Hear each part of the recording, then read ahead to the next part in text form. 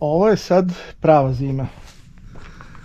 Sneg, temperatura 0 stepeni, što se mene tiče moglo bi i hladnije. Kažu da će ovako potrajati barem negde do pred kraj februara. Nemam ništa protiv, može i u martu. Nastavili ovako još samo par sati, bit će otkopavanja. Iz topline kućice pogled na polje.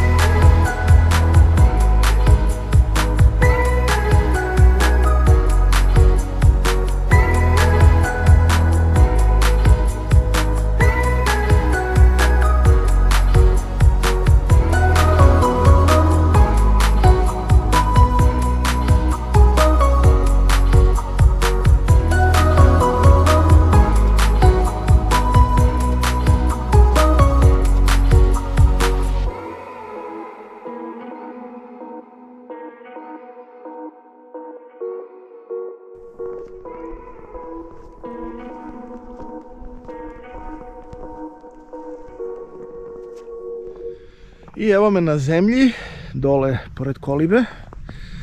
Evo kako izgleda kada krene sneg na imanju.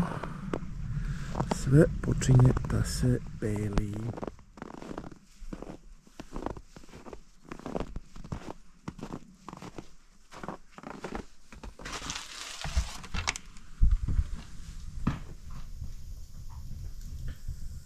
Evo vidite, efikasnije od svakog webasta.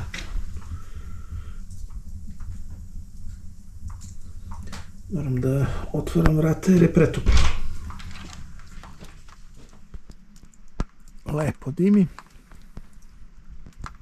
a lepo i greje, bogom. Zima u šumi. Napolju pada sneg, a ovde je toplo.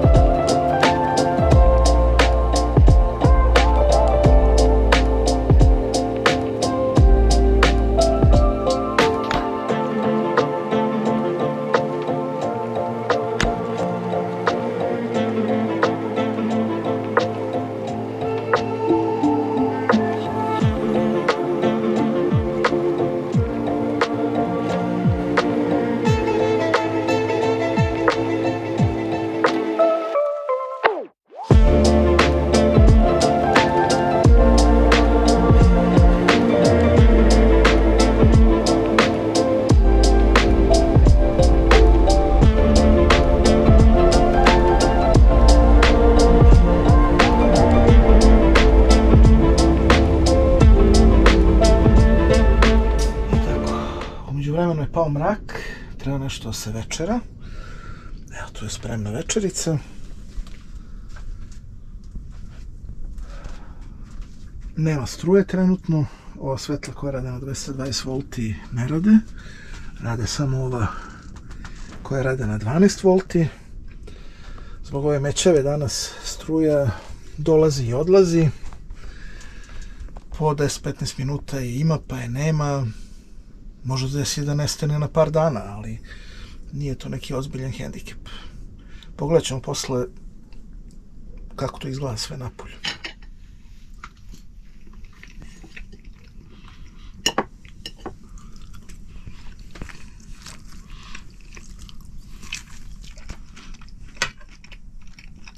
Iz Rerne izašla prva liga večerica.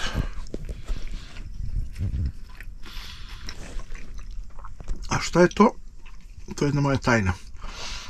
Kad me ne bude mrzelo, snimit ću kako se to sprema i reću vam šta je to. E pa dobro, sad kad sam se lepo nabokao, struja još nije došla, idem da vidim šta se dešava s mećavom napolju, da vidim kakve su mi šanse da sutra uopšte otkopam džip, kad budem rešio negdje da krenem.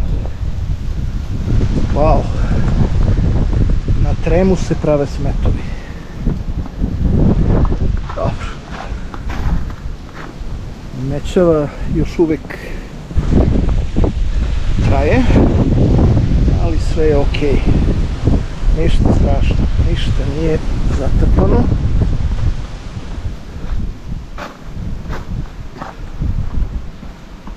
Sve je pod kontrolom.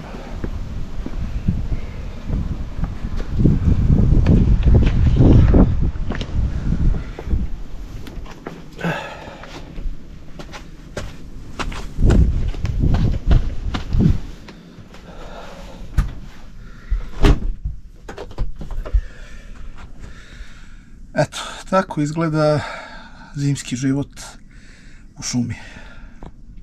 Ništa strašno, kao što vidite. Naravno, sad će odmah da drekne ona ekipa čistunaca, kako su se javljali i za onaj moj prvi video o zimskom životu u šumi, koji će kažu, ti si folirant, imaš kola, pa ne znam, koristiš plin, koristiš baterijsku motorku umesto obične ručne testere i tako. Pazite, ja nemam nikakav problem s tim.